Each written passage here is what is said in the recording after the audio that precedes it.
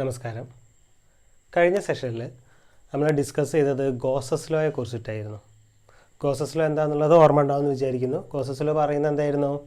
The total flux through any closed surface is 1/ε0 times the total charge enclosed by the surface. നമ്മളൊരു closed surface consider ചെയ്ത് കഴിഞ്ഞാൽ ആ closed surface enclose ചെയ്യുന്ന total flux എന്ന് പറയുന്നത് എന്തായിരിക്കും? ആ സർഫസിനുള്ളിലുള്ള ടോട്ടൽ ചാർജിൻ്റെ 1/ε0 ടൈംസ് ആയിരിക്കും. അല്ലെങ്കിൽ നമ്മളിതിന് ഇങ്ങനെ എഴുതിയിട്ടുണ്ടായിരുന്നു, integral E.ds is equal to Q/ε0.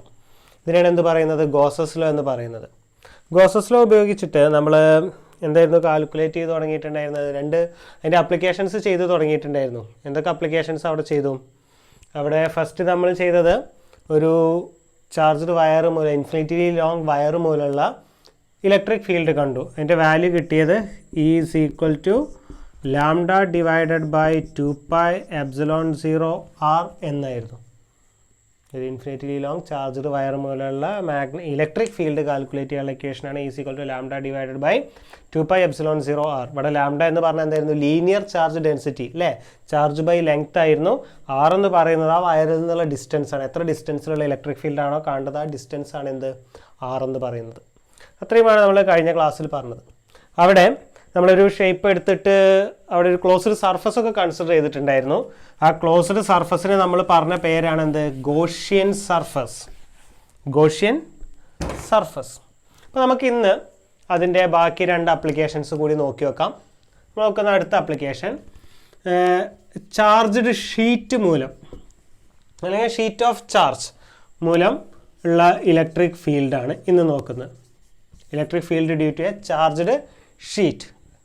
അപ്പോൾ ഇവിടെ അതിന് വേണ്ടിയിട്ട് ഒരു ചാർജ്ഡ് ഷീറ്റ് കൺസിഡർ ചെയ്യാണ്.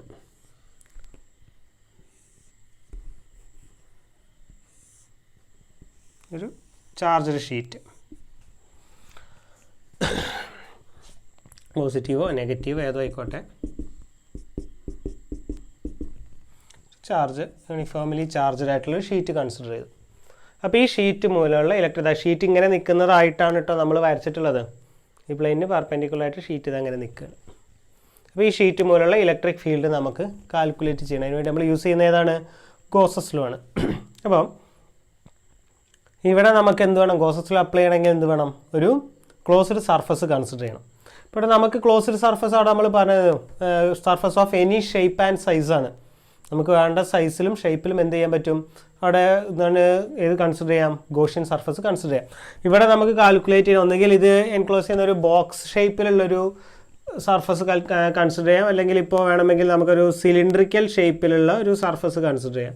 ഇവിടെ ഇപ്പോൾ ഇതിന് ചുറ്റും ഒരു സിലിണ്ടറിക്കൽ ഷേപ്പിൽ നമ്മൾ വയറിൽ കൺസിഡർ ചെയ്ത പോലെ തന്നെ ഒരു സിലിണ്ടറിക്കൽ ഷേപ്പിൽ, അതായത് ഷീറ്റ് ഇങ്ങനെ നിൽക്കുകയാണ്. ഷീറ്റിൻ്റെ മുകളിലേക്ക് ഇതാ കുറച്ച് സിലിണ്ടറിൻ്റെ ഭാഗം വരുന്നുണ്ട്, താഴേക്കും കുറച്ച് സിലിണ്ടറിൻ്റെ ഭാഗം വരുന്നുണ്ട്. ആ രീതിയിലാണ് ഇപ്പോൾ നമ്മളിവിടെ വരച്ചിട്ടുള്ളത്.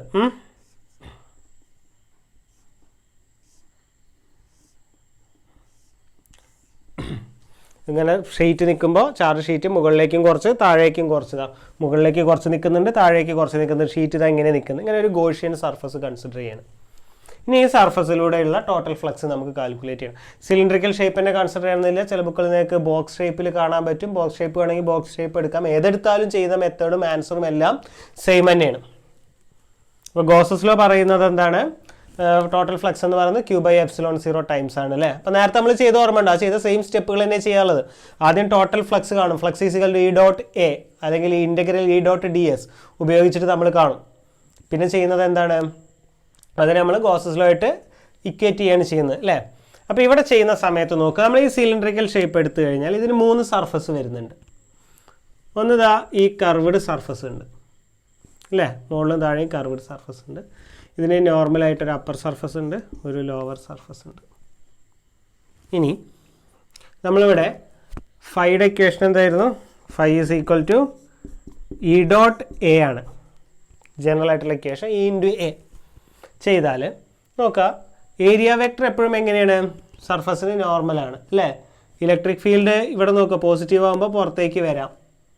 ഇവിടെ ഏരിയ വെക്ടർ ഇവിടെ ഇങ്ങോട്ടാണ് വരിക, ഇലക്ട്രിക് ഫീൽഡ് നേരെ മുകളിലേക്കാണ് വരിക. അത് ഇലക്ട്രിക് ഫീൽഡിൻ്റെ ഡയറക്ഷൻ എപ്പോഴും ഇവിടെ എങ്ങോട്ടാണ്? ഈ ഡയറക്ഷനിലാണ് ഇവിടെ ഇലക്ട്രിക് ഫീൽഡ്. താഴേക്കാണെങ്കിൽ ഈ ഡയറക്ഷനിലാണ് ഇലക്ട്രിക് ഫീൽഡ് വരിക. ഷീറ്റ് പോസിറ്റീവ്ലി ചാർജ് ആകുമ്പോൾ പുറത്തേക്കാണ് ഫീൽഡ് പോകുക, നെഗറ്റീവ് ആണെങ്കിൽ ഉള്ളിലേക്ക് വരും. രണ്ടാണെങ്കിലും സർഫസിനാണ് നോർമലായിട്ടാണ് ഈ ഒരു കേസിൽ ഇലക്ട്രിക് ഫീൽഡ് വരും. അപ്പോൾ നോക്കുക, ഇലക്ട്രിക് ഫീൽഡിൻ്റെ ഡയറക്ഷൻ എങ്ങനെയാണ്? കർവ്ഡ് സർഫസ് നോക്കുക, അവിടെ ഏരിയ വെക്ടർ ഈ സൈഡ് എടുത്താൽ ഏരിയ വെക്ടർ ഇങ്ങോട്ടാണ്, ഈ സൈഡ് എടുത്താൽ ഇങ്ങോട്ടാണ്. അപ്പോൾ എവിടെ എടുത്തു കഴിഞ്ഞാലും എന്താണ്? ഇലക്ട്രിക് ഫീൽഡിന് നോർമലാണ്. അപ്പോൾ കർവ്ഡ് സർഫസിൽ നമ്മൾ എന്ത് ചെയ്യേണ്ട ആവശ്യമില്ല? ഇലക്ട്രിക് ഫ്ലക്സ് കാൽക്കുലേറ്റ് ചെയ്യേണ്ട. അവിടെ ഇലക്ട്രിക് ഫ്ലക്സ് എന്താവും? 0 ആവും. എവിടെ? കർവ്ഡ് സർഫസിൽ ഇലക്ട്രിക് ഫ്ലക്സ് എന്താവും? 0 ആവും. പിന്നെ എവിടെയൊക്കെ നോക്കണം? ഒരു അപ്പർ സർഫസും ഉണ്ട്, ഒരു ലോവർ സർഫസും ഉണ്ട്. അപ്പർ സർഫസ് ചെയ്ത് കഴിഞ്ഞാൽ നോക്കുക, ഇവിടെ ഒരു ഏരിയ ഉണ്ട്, ആ ഡയറക്ഷനിൽ തന്നെയാണ് ഇലക്ട്രിക് ഫീൽഡ്. അപ്പോൾ E/A ചെയ്യാം. അതേപോലെ തന്നെ എവിടെയും വരും? താഴെയും വരും. നമ്മളിപ്പോൾ ഒരു എന്താണ് സിലിണ്ടറിക്കൽ ഷേപ്പ് എടുക്കുന്നതെങ്കിൽ ഇവിടുത്തെ സർഫസ് സർക്കുലർ ആയിരിക്കും, സർക്കിളിൻ്റെ ഏരിയ യൂസ് ചെയ്യണം. നമ്മൾ ബോക്സ് ടൈപ്പ് എടുക്കുന്നെങ്കിൽ ഇവിടെ ഒരു ചതുരമായിരിക്കും വരിക, റെക്റ്റാങ്കിൾ ആയിരിക്കും. അപ്പോൾ എന്ത് ചെയ്യണം? ആ റെക്റ്റാങ്കിളിൻ്റെ ഏരിയ എടുക്കണം. അത്രേ ചെയ്യാനുള്ള വ്യത്യാസമുള്ളൂ. നമ്മളെടുക്കുന്ന ഷേപ്പിനനുസരിച്ചിട്ട് നമ്മളെടുക്കുന്ന ഏരിയയുടെ വാല്യൂവിൽ വ്യത്യാസം ഉണ്ടായിരിക്കും. അപ്പം നോക്കാം, അപ്പോൾ അവിടെ ചെയ്യുമ്പോൾ എന്തുണ്ടായിരിക്കും? ഇവിടെ മുകളിലൊരു സർഫസ് ഉണ്ട്, അവിടെ E/A ഉണ്ട്. താഴെയും ഒരു സർഫസ് ഉണ്ട്, അപ്പോൾ അവിടെയും എന്തുണ്ടായിരിക്കും? E/A ഉണ്ട്. അപ്പോൾ നോക്കുക, രണ്ട് സർഫസുകളിൽ E/A ഉണ്ട്. അപ്പോൾ total flux φ is equal to നമുക്ക് എന്ത് എഴുതാം? 2 E/A. φ is equal to 2EA. എന്തുകൊണ്ടാണ് നമ്മൾ 2EA എടുത്തത്? മുകളിലും ഒരു സർഫസ് വരുന്നുണ്ട്, താഴെയും ഒരു സർഫസ് വരുന്നുണ്ട്. രണ്ട് സർഫസിൻ്റെയും കൂട്ടിക്കഴിഞ്ഞാൽ എന്തുണ്ടാവും? EA ഈ സർഫസിലും ഉണ്ടാവും, E/A ഈ സർഫസിലും ഉണ്ടാവും. ടോട്ടൽ ചെയ്ത് കഴിഞ്ഞാൽ എന്താവും? അപ്പോൾ 2EA ചെയ്താണ് ആയിരിക്കും എന്ത് വരിക? ആൻസർ വരിക. ഇനി ഗോസസ് ലോ അനുസരിച്ചിട്ട് അക്കോർഡിംഗ് ടു ഗോസ് തിയറം എന്താണ്? φ ഈസ് ഈക്വൽ ടു Q/ε0. ക്യൂവിനെ നമുക്കൊന്ന് മാറ്റി എഴുതാം, കഴിഞ്ഞതിൽ ചെയ്ത പോലെ. കഴിഞ്ഞ അവിടെ ലീനിയർ ചാർജ് ഡെൻസിറ്റി ആയിരുന്നു, ലെങ്ത് ആയിരുന്നു. ഇവിടെ സർഫസ് ആണ്, ഏരിയ ആണ്. അപ്പോൾ എന്ത് വേണം? സർഫസ് ചാർജ് ഡെൻസിറ്റി നമ്മൾ പഠിച്ചിട്ടുണ്ട്. Surface charge density sigma calculate ചെയ്യാനുള്ള ഇക്വേഷൻ എന്തായിരുന്നു? Surface charge density is equal to Q/A. അതിൽ നിന്ന് Q ഈസ് ഈക്വൽ ടു എന്ത് എഴുതാം? σA എന്ന് കൊടുക്കുകയാണെങ്കിൽ φ ഈസ് ഈക്വൽ ടു എന്ത് വരും? σA divided by ε0.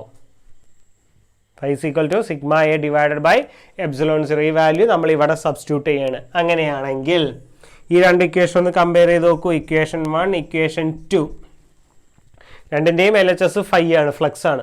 അപ്പോൾ നമുക്ക് എന്ത് ചെയ്യാൻ പറ്റും? RHS ഇക്വേറ്റ് ചെയ്യാം. അപ്പോൾ ഫ്രം 1 and 2 എന്ത് എഴുതാം? ഫ്രം ഇക്വേഷൻ 1 and 2 ഇവിടെ ഉള്ളത് എന്താണ്? 2 E/A ഈസ് ഈക്വൽ ടു എന്ത് വരും? σA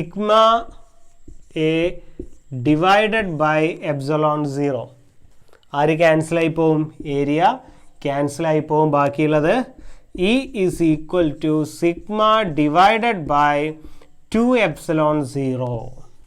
സിഗ്മ എന്ന് പറയുന്നത് അവിടെ സർഫസ് ചാർജ് ഡെൻസിറ്റിയാണ്. ε0 എന്ന് പറയുന്നത് പെർമിറ്റിവിറ്റി ഓഫ് ഫ്രീ സ്പേസ് ആണ്. അപ്പോൾ ഒരു ചാർജ്ഡ് ഷീറ്റ് മൂലമുള്ള ഇലക്ട്രിക് ഫീൽഡ് കാണാനുള്ള ഇക്വേഷനാണ് എന്ത്? Sigma divided by 2ε0. Charged sheet മൂലമുള്ള ഇലക്ട്രിക് ഫീൽഡിൻ്റെ ഇക്വേഷനാണ് സിഗ്മ ബൈ 2ε0. അത് പോസിറ്റീവ് ചാർജ് ആയിക്കോട്ടെ, നെഗറ്റീവ് ചാർജ് ആയിക്കോട്ടെ, അവിടെ സിഗ്മ എന്ന് പറയുന്ന അവിടുത്തെ സർഫസ് ചാർജ് ഡെൻസിറ്റിയാണ്. ചാർജ് ബൈ ഏരിയയുടെ വാല്യൂ ആണ് ഏത്? സിഗ്മ എന്ന് പറയുന്നത്. അപ്പോൾ നമ്മൾ ചെയ്ത സ്റ്റെപ്പുകൾ വളരെ സിമ്പിളാണ് അല്ലേ? എല്ലാറ്റിലും ചെയ്യുന്നത് സെയിം തന്നെയാണ്. നമ്മളെടുക്കുന്ന ഷേപ്പിനനുസരിച്ചിട്ട് ഫസ്റ്റ് ഇക്വേഷൻ എഴുതും, ഗോസസ് തിയറം അപ്ലൈ ചെയ്യും, അവിടെ ചാർജിനൊന്ന് സബ്സ്റ്റിറ്റ്യൂട്ട് ചെയ്തു, രണ്ടും കമ്പയർ ചെയ്ത് കഴിഞ്ഞാൽ ആൻസർ ചെയ്യും. നേരത്തെ ചെയ്താൽ അത് തന്നെയായിരുന്നു. നേരത്തെ ലീനിയർ ചാർജ് ഡെൻസിറ്റി വെച്ചിട്ടാണ് സബ്സ്റ്റിറ്റ്യൂട്ട് ചെയ്യുക, കാരണം ഷേപ്പ് അങ്ങനെയായിരുന്നു. ഇനി ഇപ്പോൾ ഒരു ഷീറ്റ് മൂലമുള്ള ഇലക്ട്രിക് ഫീൽഡിൻ്റെ വാല്യൂ നമുക്ക് കിട്ടി അല്ലേ? അപ്പോൾ ഇത് ചോദിക്കാറുണ്ട് കേട്ടോ. ആപ്ലിക്കേഷൻസ് ഒക്കെ നേരത്തെ ഓർത്ത് വെക്കുക. ഇതിൽ ഡൗട്ടില്ല എന്ന് വിചാരിക്കുന്നു. സിമ്പിളായിട്ടുള്ളൊരു ഡെറിവേഷനാണ്. അപ്പോൾ ഇതിൽ ഇപ്പോൾ നമ്മൾ എടുത്തത് ഒരു സിംഗിൾ ഷീറ്റ് മൂലമുള്ള ഇലക്ട്രിക് ഫീൽഡാണ്. നമുക്ക് രണ്ട് ഷീറ്റ് വരുന്നുണ്ടെങ്കിൽ എന്തായിരിക്കും വരിക? അടുത്തൊരു ചാപ്റ്ററൊക്കെ പഠിക്കുന്ന സമയത്ത് നമുക്ക് അവിടെ കപ്പാസിറ്ററൊക്കെ പഠിക്കുമ്പോൾ രണ്ട് ചാർജ്ഡ് ഷീറ്റുകൾ ഉണ്ടാവും. അപ്പോൾ രണ്ട് ചാർജ്ഡ് ഷീറ്റുകൾ മൂലമുള്ള ഇലക്ട്രിക് ഫീൽഡൊക്കെ വരുന്ന സമയത്ത് അത് കാൽക്കുലേറ്റ് ചെയ്യേണ്ടി വരും. അപ്പോൾ നമുക്ക് രണ്ട് കേസുകൾ അവിടെ വരാം. രണ്ട് ചാർജ്ഡ് ഷീറ്റുകൾ, ഇതാ എ എന്നുള്ളൊരു ചാർജ്ഡ് ഷീറ്റും ബി എന്നുള്ളൊരു ചാർജ്ഡ് ഷീറ്റും ഉണ്ടെന്ന് വിചാരിക്കുക. ഇതിൻ്റെ ഒരു സ്പെഷ്യൽ കേസാണ് കേട്ടോ. എ എന്നുള്ളൊരു ചാർജ്ഡ് ഷീറ്റും ഉണ്ട്, ബി എന്നുള്ളൊരു ഒരു ഷീറ്റ് ഇത് അങ്ങനെ വെച്ചിട്ടുണ്ട്, ഒരു ഷീറ്റ് ഇത് അങ്ങനെ വെച്ചിട്ടുണ്ട്. രണ്ട് ഷീറ്റുകൾ എയും ബിയും രണ്ടും സെയിം ചാർജ് ഡെൻസിറ്റി ആണെന്ന് കൺസിഡർ ചെയ്യാം. സെയിം ചാർജ് ഡെൻസിറ്റി ഉള്ള രണ്ട് ഷീറ്റുകൾ, 2 ഷീറ്റ്സ്. സെയിം ചാർജ് ഡെൻസിറ്റി ഉള്ളതുകൊണ്ട് ഉദ്ദേശിക്കുന്നത് എന്താ, ഇവിടെ പ്ലസ് സിഗ്മ ആണെങ്കിൽ ഇതും എന്തായിരിക്കും പ്ലസ് സിഗ്മ. അത് ഇതിൽ മുഴുവൻ പോസിറ്റീവ് ചാർജ് ആണെങ്കിൽ ഇതിൽ മുഴുവൻ പോസിറ്റീവ് ചാർജ് ഒരേ എമൗണ്ടിലായിരിക്കും. ഇനി ഇത് നെഗറ്റീവ് ആണെങ്കിൽ ഇതും നെഗറ്റീവ് ആയിരിക്കും. ഇവിടെ പ്ലസ് സിഗ്മ ആണെങ്കിൽ ഇവിടെ പ്ലസ് സിഗ്മ, ഇവിടെ മൈനസ് സിഗ്മ ആണെങ്കിൽ ഇവിടെ മൈനസ് സിഗ്മ. രണ്ടെടുത്താലും നമുക്ക് ആൻസർ സെയിം ആണ്. അപ്പോൾ നമുക്ക് ഏതെങ്കിലും ഒരു കേസ് ചെയ്ത് നോക്കാം. അപ്പോൾ രണ്ടും പോസിറ്റീവ് ചാർജ് ആണെന്ന് വിചാരിക്കുക. ഇനി വേണമെങ്കിൽ നെഗറ്റീവ് ചാർജും പറയട്ടെ. അത് കഴിഞ്ഞതിന് ശേഷം നമുക്ക് വേഗം ഒന്ന് പറഞ്ഞു പോവാം. കാരണം രണ്ടിൻ്റെ റിസൾട്ട് സെയിം ആണ്. രണ്ടും സെയിം ചാർജ് ഡെൻസിറ്റി ആണെങ്കിലും ഓപ്പോസിറ്റ് ചാർജ് ഡെൻസിറ്റി ആണെങ്കിൽ രണ്ട് കേസുകൾ അവിടെ പഠിക്കാനുള്ളത്. രണ്ട് ഷീറ്റ് വരുന്ന കേസിൽ, ഒരു ഷീറ്റിൻ്റെ കേസിൽ നമുക്ക് ഇക്വേഷൻ അറിയാം. എന്താണ്? ഈസ് ഈക്വൽ ടു σ/2ε0 ആണ്. ഇനി നമ്മൾ നോക്കുന്നത് എന്താണ്? രണ്ട് ഷീറ്റുകളാണ്. രണ്ട് ഷീറ്റുകളിൽ രണ്ട് കേസുകൾ വരാം. ഒന്നെന്താണ്? രണ്ട് ഷീറ്റും ഒരേ ചാർജ് ഡെൻസിറ്റി ആണെങ്കിൽ ഇത് പ്ലസ് സിഗ്മ ഇതും പ്ലസ് സിഗ്മ, അല്ലെങ്കിൽ ഇത് മൈനസ് സിഗ്മ ഇതും മൈനസ് സിഗ്മ. രണ്ടിന് ചാർജ് ഡെൻസിറ്റി സെയിം ആണെങ്കിൽ. അതേപോലെ രണ്ടിൻ്റെ ഓപ്പോസിറ്റ് ആണെങ്കിൽ ഇത് പ്ലസും ഇത് മൈനസും, ആ രീതിയിൽ നോക്കാം. അത് നമ്മൾ അടുത്തൊരു കേസ് നോക്കാം. അതാണ് കപ്പാസിറ്ററിലൊക്കെ നമുക്ക് ആവശ്യം വരുന്നത്. അപ്പോൾ ഇവിടെ ഇത് കാൽക്കുലേറ്റ് ചെയ്യുന്ന സമയത്ത് നോക്കുക. ഇവിടെ ഈ ഷീറ്റിന് 3 റീജിയൻസ് വരുന്നുണ്ട്. നമുക്ക് റീജിയൻ 1 എടുക്കാം, ഇത് റീജിയൻ 2 എടുക്കാം, ഇത് റീജിയൻ 3 എടുക്കാം. റീജിയൻ 1 എടുത്താൽ എ എന്നുള്ള ഷീറ്റ് മൂലമുള്ള ഇലക്ട്രിക് ഫീൽഡ് എങ്ങോട്ടാണ്? അത് പോസിറ്റീവ്ലി ചാർജ്ഡ് ആണ്. പോസിറ്റീവ്ലി ചാർജ്ഡ് ആകുമ്പോൾ ഇലക്ട്രിക് ഫീൽഡ് എങ്ങോട്ടായിരിക്കും? അതിൽ നിന്ന് പുറത്തേക്കായിരിക്കും. ഈ എയുടെ ഡയറക്ഷൻ ഇങ്ങോട്ടായിരിക്കും അല്ലേ? ഇതിനിപ്പോൾ നെഗറ്റീവ് ആയിരുന്നെങ്കിൽ എങ്ങോട്ടായിരിക്കും? ഉള്ളിലേക്കായിരിക്കും. അത്രേ വ്യത്യാസമുള്ളൂ. ആൻസറൊക്കെ സെയിം ആണെന്ന് പറഞ്ഞു നേരത്തെ തന്നെ. ഇലക്ട്രിക് ഫീൽഡ് മൊത്തം നേരെ തിരിഞ്ഞു പോകും, അത്രേ ഉള്ളൂ. ഇനി ഈ സെക്കൻഡ് റീജിയൻ എടുത്താലോ? നമുക്കറിയാം പുറത്തേക്കായിരിക്കും. അപ്പോൾ അവിടെയും എന്തുതന്നെയാണ്?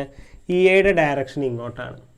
ഇനി ഇവിടെ എടുത്താലോ? ഇവിടെയും പുറത്തേക്ക് തന്നെ ആയിരിക്കും. ഇ എയുടെ ഡയറക്ഷൻ ഇങ്ങോട്ട്. അപ്പോൾ പോസിറ്റീവിൽ നിന്ന് അകന്നു പോവുകയാണ് എ മൂലമുള്ള ഇലക്ട്രിക് ഫീൽഡ്. ഇനി ബിയുടെ എടുത്താലോ? ബിയും പോസിറ്റീവാണ്, അതും എന്തുതന്നെയും അകന്നു പോകും. അപ്പോൾ ഇവിടെയും എന്തുതന്നെയാണ്? ഇതേ ഡയറക്ഷനിൽ ആരുണ്ടാവും? ഇ ബി ഉണ്ടാവും. ഇനി ഇവിടെ എടുത്തു കഴിഞ്ഞാൽ ഈ ഡയറക്ഷനിൽ ആരുണ്ടാവും? ഇ ബി ഉണ്ടാവും. ഇവിടെയും ഈ ഡയറക്ഷനിൽ ഇ ബി ഉണ്ടാവും. അകന്നു പോവുകയാണ്. അപ്പോൾ ഈ റീജിയൻ 1 എടുത്തു നോക്കുക. At region 1 total electric field E എന്ന് പറയുന്നത് എന്തിന് ഈക്വൽ ആയിരിക്കും? ഇവിടെ നോക്കുക, ഇ എങ്ങോട്ടുണ്ട് ഇ എങ്ങോട്ടുണ്ട്, രണ്ടും ഒരേ ഡയറക്ഷൻ ആണല്ലേ? രണ്ടിൻ്റെയും ചാർജ് ഡെൻസിറ്റി സെയിം ആണ്. ഒരു ഷീറ്റ് മൂലമുള്ള ഇലക്ട്രിക് ഫീൽഡിൻ്റെ ഇക്വേഷൻ എന്താ? σ/2ε0 ആണ്. രണ്ടിൻ്റെയും ചാർജ് ഡെൻസിറ്റി സെയിം ആണെങ്കിൽ total electric field E is equal to E A plus E B equal to, രണ്ടിൻ്റെയും ചാർജ് ഡെൻസിറ്റി സെയിം ആണെന്ന് പറഞ്ഞു. അപ്പോൾ എന്തുണ്ടാവും? σ/2ε0 പ്ലസ് σ/2ε0 ഈക്വൽ ടു σ/ε0. എവിടെ? ഈ സൈഡത്തെ ടോട്ടൽ ഇലക്ട്രിക് ഫീൽഡിൻ്റെ വാല്യൂ σ/ε0 ആയിരിക്കും. എങ്ങനെയാണെങ്കിൽ? രണ്ടും ഒരേ ചാർജ് ഡെൻസിറ്റി ഉള്ള ഷീറ്റ് ആണെങ്കിൽ. ഇനി റീജിയൻ 2 എടുത്താലോ? റീജിയൻ 2 എടുത്താൽ നോക്കുക, ഇ എ എങ്ങോട്ടാണ്? ഇ ബി നേരെ ഓപ്പോസിറ്റ് ആണ്. അപ്പോൾ total electric field E is equal to E A minus E B ആണ്. രണ്ടിൻ്റെയും വാല്യൂ സെയിം ആണ്. അപ്പോൾ E A minus E B ചെയ്താൽ എന്താവും? 0 ആവും. ഇനി റീജിയൻ 3 ആണെങ്കിലോ? റീജിയൻ 3യിൽ നോക്കുക, ഏകദേശം എയുടെ 1ൻ്റെ സെയിം ആണ് അല്ലേ? ഇവിടെ രണ്ടും ഇങ്ങോട്ടാണ്, ഇവിടെ രണ്ടും ഇങ്ങോട്ടാണ് എന്നുള്ളത്, ഒരേ ഡയറക്ഷനിലാണ്. അപ്പോൾ ഇ ഈസ് ഈക്വൽ ടു എന്താണ്? E A plus E B is equal to ചെയ്ത് കഴിഞ്ഞാൽ എന്ത് വരും? σ/ε0. അപ്പോൾ നോക്കുക, ഒരേ ചാർജ് ഡെൻസിറ്റിയുള്ള രണ്ട് ഷീറ്റുകൾ ഇങ്ങനെ വെച്ച് കഴിഞ്ഞാൽ അവിടെ ഇലക്ട്രിക് ഫീൽഡ് എങ്ങനെയാണ് വരുന്നത്? ഈ രണ്ട് ഷീറ്റിൻ്റെയും നടുക്കുള്ള സ്പേസിലെ ഇലക്ട്രിക് ഫീൽഡ് 0 ആണ്. രണ്ട് ഷീറ്റിൻ്റെയും നടുക്കുള്ള സ്പേസിൽ എന്തില്ല? ഇലക്ട്രിക് ഫീൽഡിൽ ഒരേ ചാർജ് ഡെൻസിറ്റി ആണെങ്കിൽ ഇട്ട് രണ്ടും പോസിറ്റീവ് ആവണം, അല്ലെങ്കിൽ രണ്ടും നെഗറ്റീവ് ആവണം. ചാർജ് പ്ലേറ്റുകളാണെങ്കിൽ ഇവിടെ നമ്മളെടുത്ത കേസ് രണ്ടും നെഗറ്റീവ് ആണെങ്കിലും സെയിം റിസൾട്ടാണ് വരിക. ഇതൊക്കെ നേരെ തിരിച്ചിട്ടാൽ മതി. ഇവിടെ ഇങ്ങോട്ടാവും, ഇവിടെ ഇങ്ങോട്ടാവും, ഇവിടെ ഇങ്ങോട്ടാവും. അപ്പോൾ രണ്ട് സൈഡിലും ഒരേ ഡയറക്ഷനിൽ ഉള്ളിക്കുണ്ടാവും. നടുക്ക് ഈ പറഞ്ഞാൽ അങ്ങോട്ടും ഇങ്ങോട്ടും നെഗറ്റീവ് ആണെങ്കിലും വേണമെങ്കിൽ നിങ്ങൾക്കൊന്ന് ചെയ്ത് നോക്കാം. അത് അപ്പോൾ പറഞ്ഞു വന്നതാണ്, രണ്ട് ചാർജർ ഷീറ്റ് എടുത്തു കഴിഞ്ഞാൽ നടുക്കുള്ള ഇലക്ട്രിക് ഫീൽഡ് എന്തായിട്ട് മാറും? 0 ആയിട്ട് മാറും. രണ്ട് എൻഡിലും എന്തുണ്ടായിരിക്കും?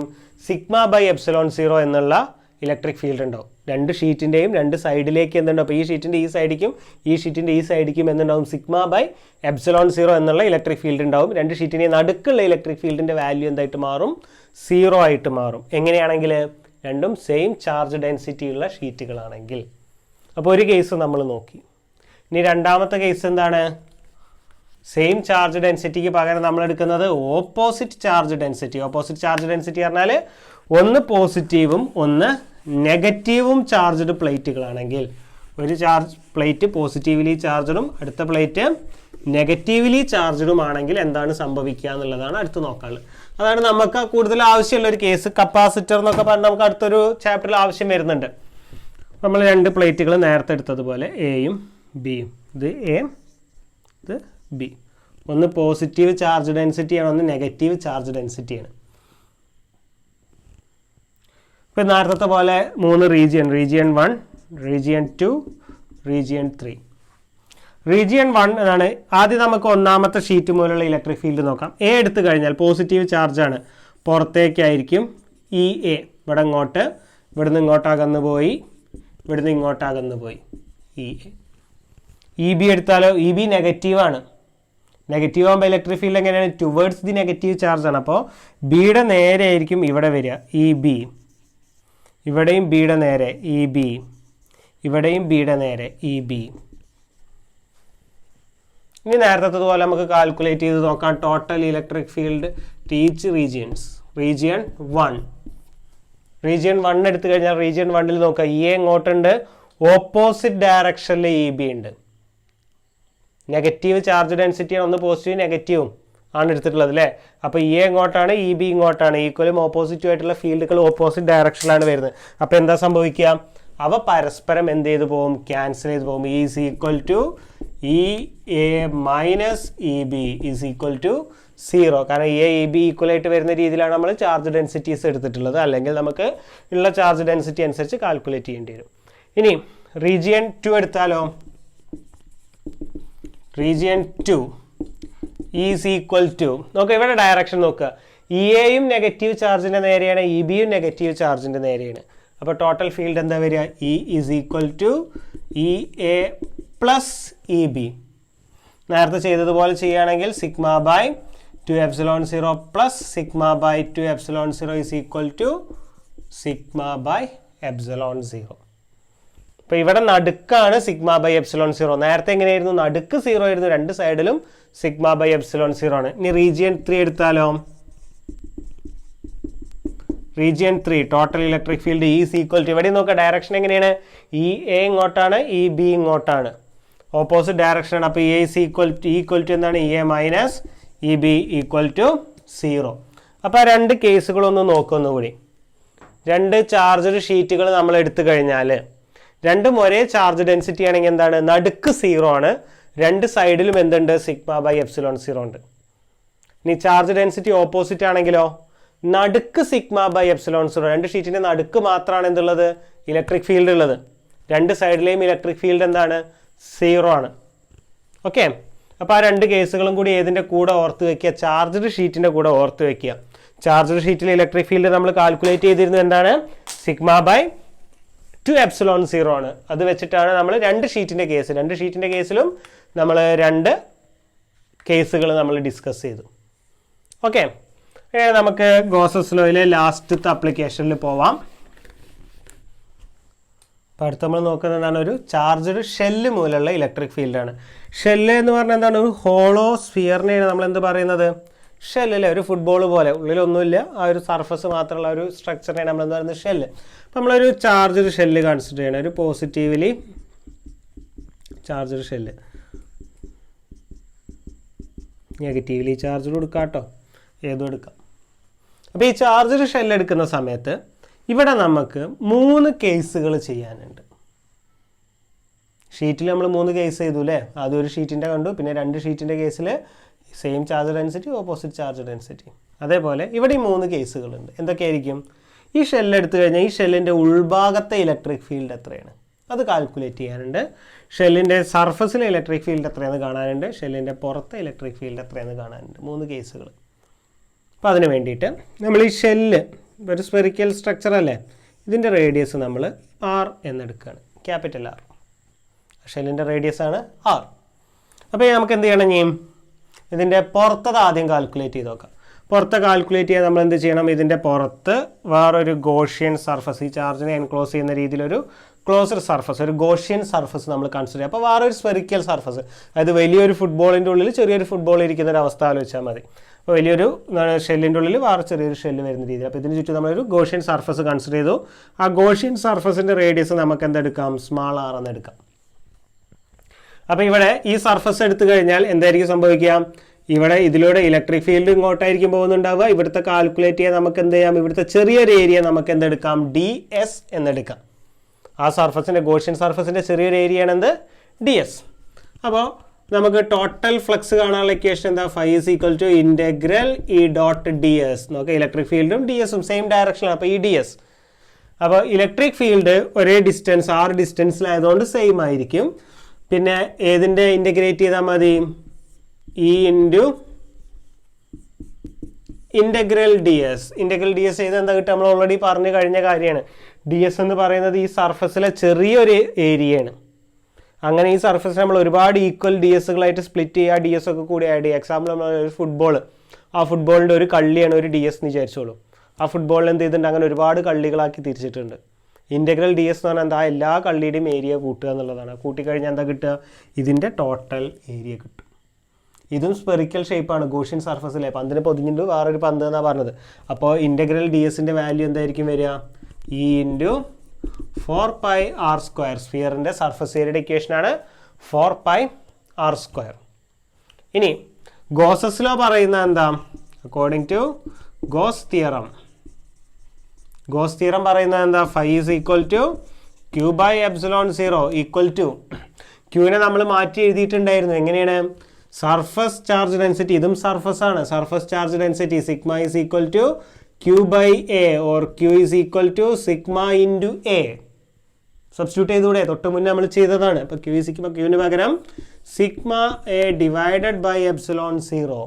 ഇവിടെ A എന്ന് പറയുന്നത് എന്താണ്, ഈ ബോഡിയുടെ ഏരിയ ആണ് കേട്ടോ, സർഫസ് ഏരിയ ആണ്. ഇവിടെ ഷെല്ലാണ്, ഷെല്ലെന്ന് പറയുന്നത് സ്ഫെറിക്കൽ ഷേപ്പ് തന്നെയല്ലേ.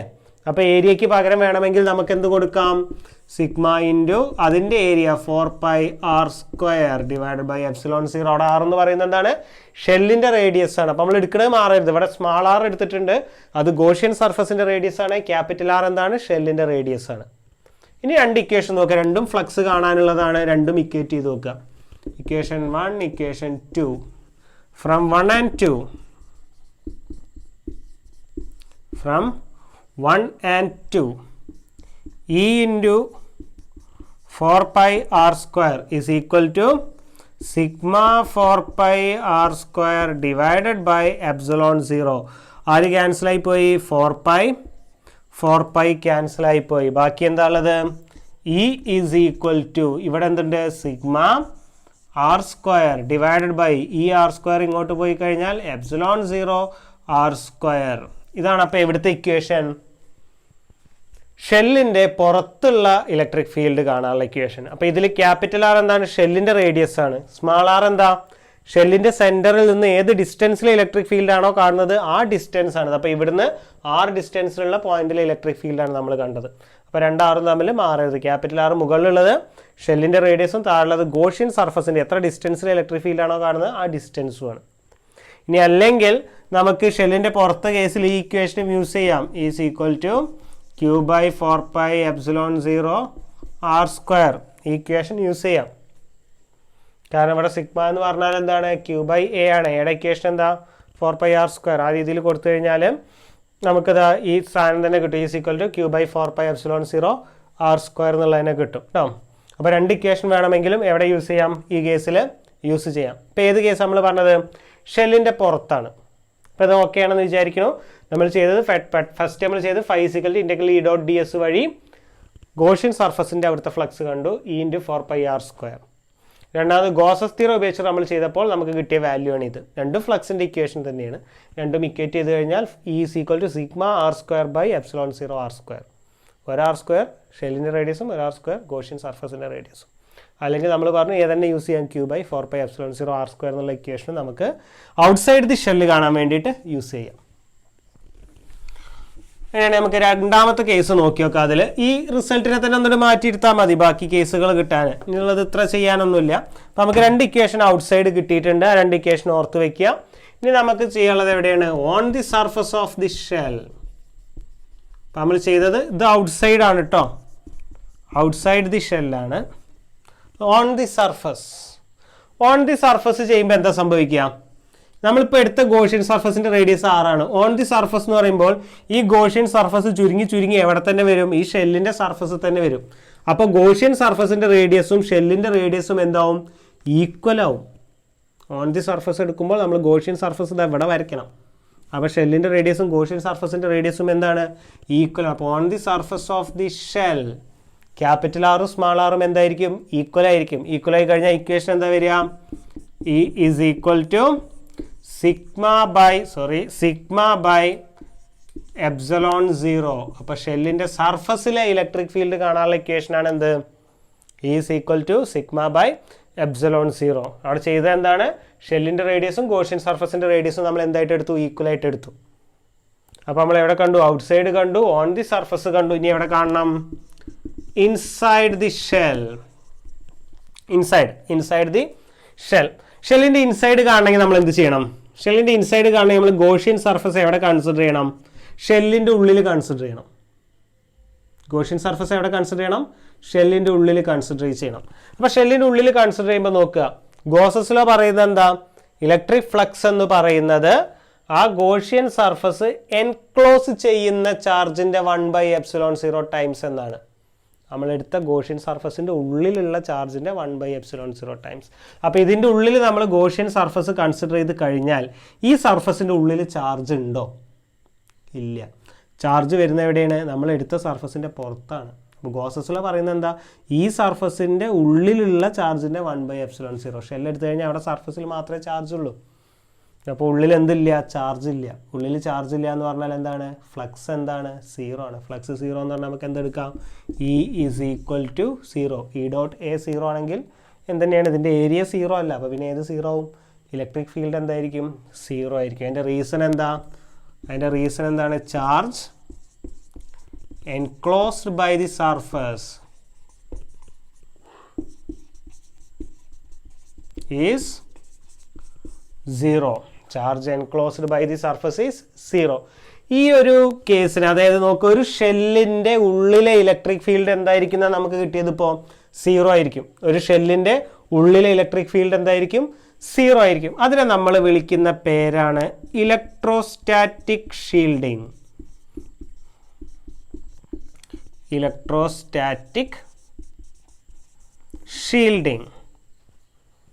ഒരു കണ്ടക്റ്റിംഗ് ക്യാവിറ്റിയുടെ ഉള്ളിലെ ഇലക്ട്രിക് ഫീൽഡ് 0 ആവുന്നതിന് പറയുന്ന പേരാണെന്ത്?